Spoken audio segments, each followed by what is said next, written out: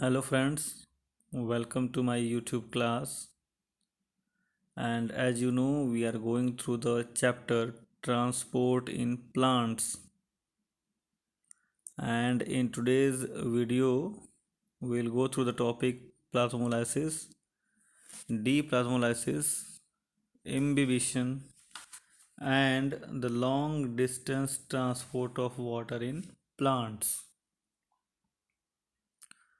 So, first thing, plasmolysis. So in the previous video I had told you about the three types of solution, that is hypertonic solution, hypotonic solution and isotonic solution. So it is the case of hypertonic solution, HYPERTONIC, hypertonic solution means when the concentration of the solution, surrounding solution, is much more higher than the concentration of the cell sap. Cell sap के अंदर जो concentration है वो कम है और जो cell sap के बाहर है कंसंट्रेशन वो ज़्यादा है, तो उसको बोलते हैं हाइपरटोनिक सॉल्यूशन। तो ऐसे में क्या होता है, the water from the cell sap tends to move outside in the surrounding solution through एक्सोऑस्मोसिस।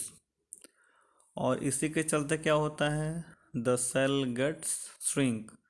तो पूरा का पूरा सेल श्रिंक नहीं होता है, as you are knowing that plant cell has additional protective layer that is called as cell wall, and cell wall is always rigid in nature.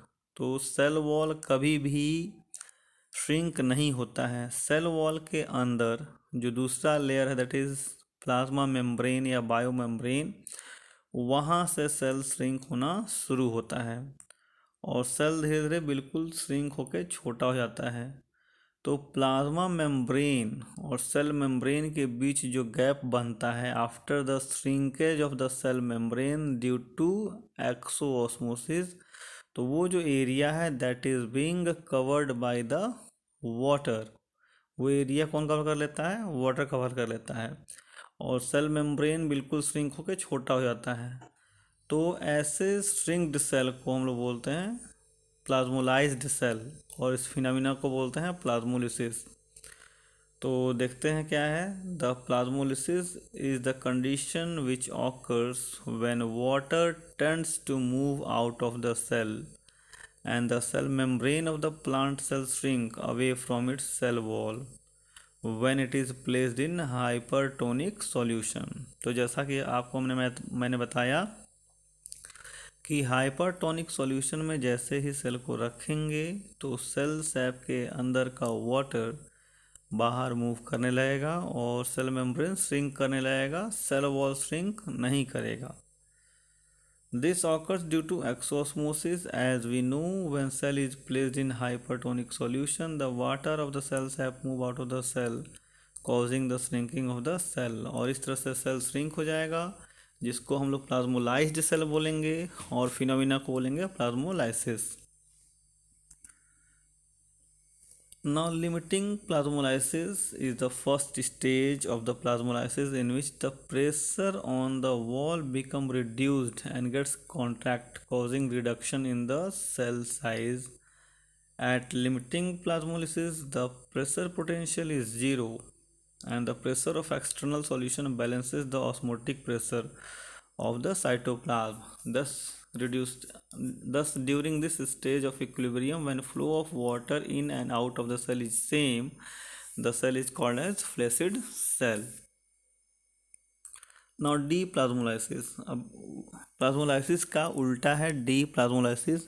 जो हमारा plasmolysed cell है, जो श्रिंक्ड सेल है, उसको जब हम हाइपोटोनिक HYPO हाइपोटोनिक सॉल्यूशन में डालेंगे तो अब क्या होगा, अब ये होगा कि जो सराउंडिंग सॉल्यूशन का वाटर है that will tends to move inside the cell and once again the cell will regain its original shape.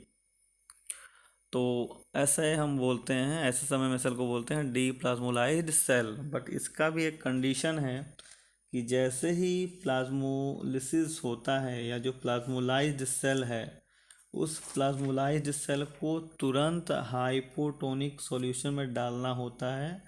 Otherwise अगर लेट करेंगे तो जो प्लाज्मोलाइज्ड सेल है वो डी प्लाज्मोलाइसिस शो नहीं करेगा। तो इसलिए जैसे ही प्लाज्मोलिसिस ख़त्म होता है, उसको अगर हम हाइपोटोनिक सॉल्यूशन में डाल देते हैं सेल को, तब जाके सेल डी प्लाज्मोलाइसिस शो करेगा। Now next is imbibition. तो इनबिबिशन शुरू करने से पहले हम लोग सिग्निफिकेंस ऑफ प्लाज्मोलिसिस सुन लेते हैं। That is plasmolysis is mainly shown by the living cell and that helps to determine whether the cell is living or dead। जो प्लाज्मोलिसिस है वो केवल लिविंग सेल ही शो कर पाता है, तो इसलिए एक ये इम्पॉर्टेंट फीचर है ये जानने के लिए कि जो सेल हमारे पास है वो लिविंग है या नॉन लिविंग है। दूसरा सिग्निफिकेंस है प्लाज्मोलिसिस का, that it helps in determining the osmotic pressure of the plant. खैर ये तो बात हुआ कि प्लाज्मोलिसिस का सिग्निफिकेंस क्या है। अब हम पढ़ते हैं इम्बिबिशन क्या है। It is a special type of diffusion, बहुत ही स्पेशल टाइप का डिफ्यूज़न है, in which water is adsorb ADSORB adsorb by the solid particles of substance. जो वाटर है वो किसी भी सॉलिड सब्सटेंस के सरफेस पे एडजॉर्ब होता है। यहाँ ध्यान देंगे वो एब्जॉर्ब नहीं होता है, एब्जॉर्ब में अंदर सोख लिया जाता है, बट एडजॉर्ब में अपने सेल सरफेस पे जो सॉलिड पार्टिकल्स हैं सेल सरफेस पे वाटर को एज इट इज रखते हैं, तो उसको बोलते हैं हम लोग imbibition. The water molecules get tightly adsorb not absorb ADSORB adsorb by the surface of molecules of substance and become immobilized, और वहाँ से वाटर immobilize हो जाता है। This leads them to increase their volume. और इसका बेस्ट एग्जांपल है कि if you are having woody window और डोर एट योर होम, तो हम बरसात के दिनों में देखते हैं कि हमारी जो खिड़कियां हैं जो लकड़ी से बनी हुई है या जो दरवाजे हैं जो लकड़ी से बने हुए हैं वो काफ़ी टाइट हो जाते हैं, जल्दी बंद नहीं होते हैं या जल्दी खुलते नहीं हैं। That is due to the property of imbibition. The solid particle which imbibe water, जिस सॉलिड पार्टिकल में वाटर जा रहा है उस सॉलिड पार्टिकल को हम लोग क्या बोलेंगे, इम्बिबेंट, IMBIBANT, इम्बिबेंट। और जो लिक्विड सॉलिड के अंदर जा रहा है उस लिक्विड को क्या बोलेंगे, इम्बिबेट, IMBIBATE। तो इम्बिबिशन एक अलग टॉपिक है, उसको याद करेंगे। और इम्बिबेंट्स और इम्बिबेट दो अलग अलग वर्ड्स हैं जो इम्बिबिशन को डिफाइन करते हैं। नाउ इम्बिबिशन प्रेशर क्या है। तो imbibition pressure is also known as matric potential, इसको हम लोग मैट्रिक पोटेंशियल भी बोलते हैं। And this pressure developed by an imbibant solid particles when submerged in pure imbibing liquid is called imbibition pressure. It is due to this process in plants that seedling emerges out of the soil and establish themselves। तो ये इम्बिबेशन pressure ही है जिसके चलते कोई भी seedlings soil के नीचे से ग्रो करता हुआ ऊपर आ जाता है और अपने आप को इस्टेब्लिश कर पाता है। अब इम्बिबिशन का इम्पोर्टेंस देख लीजिए। तो imbibition helps in swelling of solid seeds, जो सीड्स फूलते हैं, हम लोग रात में जो चना भिगोते हैं और वो फूल जाते हैं, that is due to imbibition. It help seedlings to come out of the soil, जैसा कि अभी हमने डिस्कस किया कि इम्बिबिशन किसी भी सीडलिंग को सॉयल से बाहर आने में हेल्प करता है। In the older times, the imbibition pressure was used in breaking the rocks and the stones। तो ये था यूज imbibition का। Now the next is long distance transport of water। तो अभी तक हम लोग पढ़ रहे थे short distances transport of water, जो कि बहुत ही ईजिली हो जाता है through the diffusion and the osmosis. हमने पढ़ा डिफ्यूज़न और ऑस्मोसिस के थ्रू वाटर का ट्रांसपोर्ट प्लांट्स में हो जाता है इन द नेवरिंग सेल्स में हो पाता है। बट जब लॉन्ग डिस्टेंसेस की बात आएगी, जैसे हम बड़े बड़े पेड़ों का एग्जांपल लेंगे, तो अगर रूट से वाटर को ट्रांसपोर्ट करना हो तो वहाँ कौन हेल्प करेगा? तो long distance transport of substance can not take place by the process of diffusion alone, because diffusion is the process that can only account for the molecules that moves short distances। छोटे छोटे distances cover करने होंगे तब तो diffusion काम करेगा, otherwise diffusion काम नहीं करता है। तो लार्ज और complex organisms the site of production and absorption are far away from the site of storage. Due to this, the substance have to follow long path and have to move across very large distances to get transferred। तो अगर हम किसी बड़े पेड़ का example लेते हैं, से यूकलिप्टस का एग्जांपल ले लिया, तो यूकलिप्टस में सॉयल से वाटर और डिजॉल्व मिनरल्स उसके टिप तक पहुंचाना बहुत लंबा डिस्टेंस हो जाता है, या उसके लीव्स में प्रोड्यूस्ड फूड को बाकी जगह पहुंचाना लंबा डिस्टेंस हो जाता है। तो उसके लिए कोई एक स्पेशल पाथवे होना चाहिए जिसके थ्रू ये वाटर, डिजॉल्व मिनरल्स या ऑर्गेनिक मटेरियल्स जो हैं वो ट्रांसफ़र हो सकें। तो for all these they are have long distances special transport system and that occurs through the vascular bundles. जो वेस्कुलर बंडल्स हम लोग पढ़ते हैं, वो वेस्कुलर बंडल्स हेल्प करते हैं ये long distance transport of water in the plants. The movement of water minerals and food across long distances is generally done by a mass or bulk flow। Mass flow और bulk flow मतलब इकट्ठे ढेर सारा जाएगा, which operates due to differences between the pressure. और ये किसके चलते होता है? That is due to difference in the pressure of the 2 points, that is pressure at the source and pressure at the sink. और सोर्स क्या है? Source वो प्लेस है जहाँ से मूवमेंट शुरू हो रहा है, और सिंक क्या है?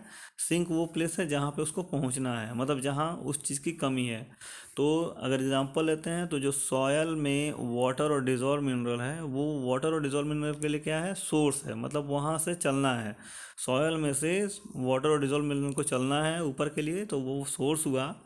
और लीव्स तक पहुँचना है तो वो उसका सिंक हुआ। तो जहाँ पे मटेरियल्स प्रेजेंट हैं that is called as source, और जहाँ लेके जाना है that is called as sink. तो दोनों में प्रेशर का काफ़ी डिफरेंस होता है, क्योंकि जहाँ से चलना है वहाँ पे मटेरियल्स बहुत ज़्यादा अमाउंट में है। अगर हम एग्जांपल लेते हैं सॉयल में, तो सॉयल में वाटर और डिजॉल्व मिनरल्स बहुत ज़्यादा है, बहुत ज़्यादा है, तो इसलिए उसका वहाँ प्रेशर बहुत ज़्यादा होगा। और अगर लिव्स तक लेके जाना है तो लिव्स में उसका प्रेशर बहुत कम होगा। तो ये डिफरेंसेस जो आते हैं प्रेशर के from the soil to the leaves, due to this one the long distance transport of water becomes possible. Mass और bulk flow movement occurs through conducting vascular tissue. जो वेस्कुलर टिश्यू हम लोग पढ़ते हैं उसी के थ्रू ये होता है, और इसको हम लोग बोलते हैं ट्रांसलोकेशन। इस तरह के ट्रांसपोर्ट को हम लोग क्या बोलेंगे? ट्रांसलोकेशन बोलेंगे। There are mainly two types of vascular tissues which help in translocation, and they are xylem and phloem। और जाइलम फिलोएम का फंक्शन आप लोग बहुत अच्छी तरह से जानते हो, क्लास 9 से ही पढ़ते आ रहे हो कि xylem helps in the translocation of water and dissolved minerals, whereas phloem helps in translocation of food materials in the plants। Now absorption of water by the plant। तो absorption पहले होना जरूरी है, वो हो जाए उसके बाद उसका ट्रांसलोकेशन होता है। तो we all know that roots are responsible for absorption of water in the plants. बचपन से ही हमको पढ़ाया गया है, आपको भी पढ़ाया गया है कि प्लांट वाटर एब्जॉर्ब करते हैं with the help of their roots. और फिर रूट्स में भी कौन हेल्प करता है? जो फाइन रूट हेयर्स होते हैं वो हेल्प करते हैं। और एक बार जैसे ही रूट हेयर ने वाटर को एब्जॉर्ब किया, तो वो एपिडर्मिस से होता हुआ, कॉर्टेक्स होता हुआ, एंडोडर्मिस होता हुआ सीधे पहुंचता है जाइलम टिश्यूज़ पे, और जाइलम टिश्यू फिर उसको ट्रांसलोकेशन के थ्रू जहाँ भी जरूरत होता है वहाँ पहुँचाता है। तो यहाँ जो मूवमेंट है वाटर का वो दो तरीके से होता है, एक होता है एपोप्लास्ट और दूसरा होता है सिम्प्लास्ट पाथवे।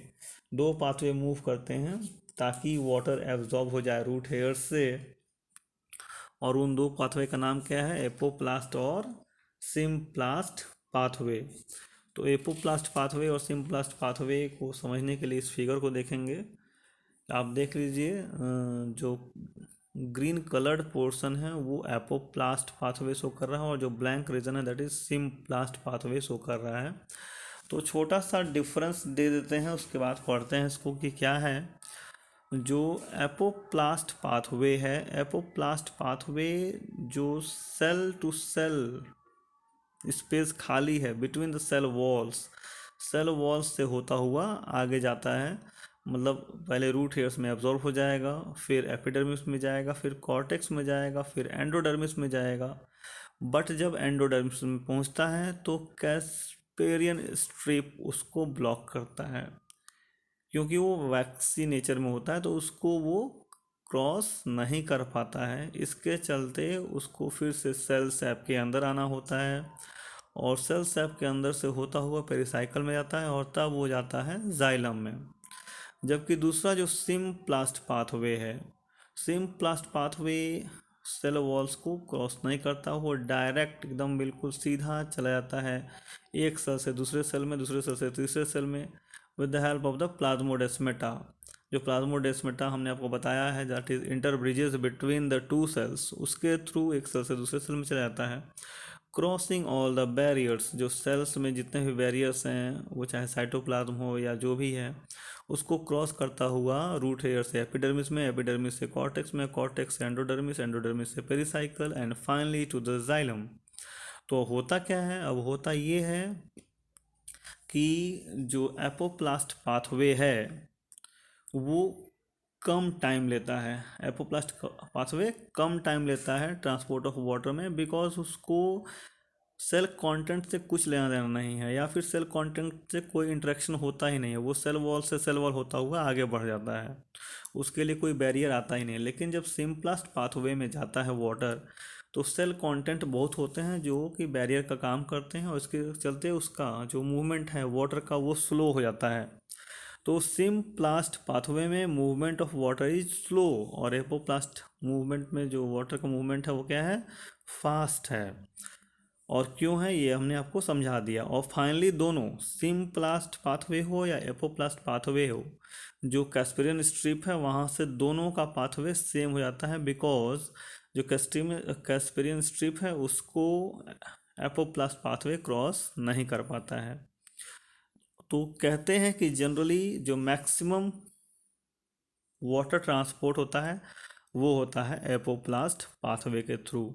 तो ये चीज़ें समझ में आ गई फिगर देख करके। अब देख लेते हैं क्या लिखा हुआ है इनके बारे में। तो apoplast pathway is the system of adjacent cell wall. यहाँ सेल वॉल जो हमने आपको बताया कि सेल वॉल से सेल वॉल पे जाता है, that occurs continuously throughout the plant except at the Casparian strip. Casparian strip पे ये क्रॉस नहीं हो पाता है। In this pathway, the movement of water molecules takes place through intercellular spaces and the cell walls. Apoplast pathway do not provide any barrier, इसमें कोई barrier नहीं होता है, इसीलिए वाटर मूवमेंट बिल्कुल फ्रीली होता है। And there is no involvement of osmosis, इसमें ऑस्मोसिस की कोई भी रोल नहीं है। और सिम्प्लास्ट पाथवे में क्या है, this system includes the living part of the plant cell made up of interconnected protoplasm and neighbouring cell and connected to cytoplasmic strand through plasmodesmata. तो जो हमने आपको बताया कि प्लाज्मोडेस्मेटा से कनेक्टेड होता है सारे सेल्स और उसके थ्रू वाटर की मूवमेंट होती है। The water enters to the cell sap and root hairs as a result of active absorption move into the underlying cortex bounded by the continuous receptively permeable membrane through plasmodesmata and the movement in this pathway is slow. So that's all in today's video. Thanks a lot for watching my video and please subscribe my channel. Thanks a lot.